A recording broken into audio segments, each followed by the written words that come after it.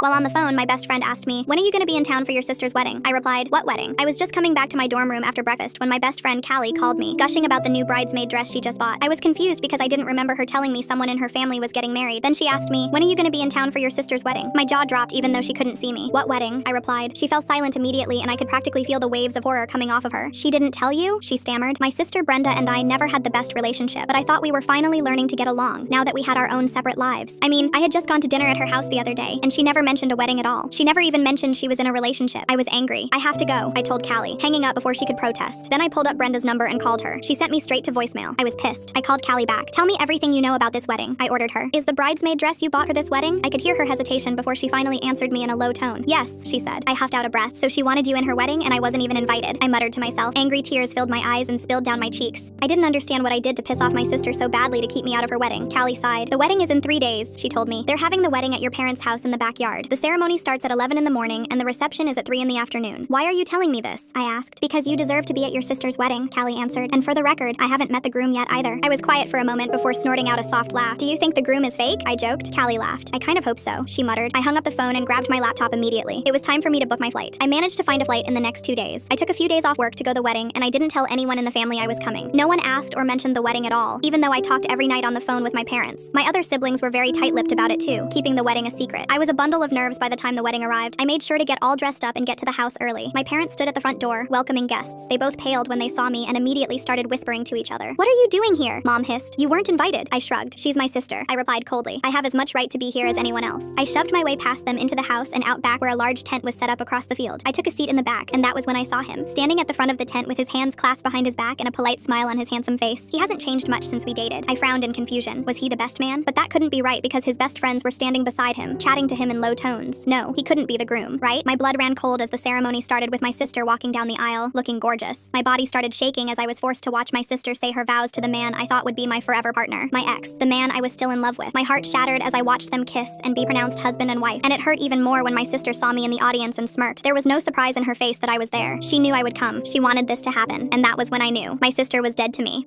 and so was the rest of the family for keeping this from me.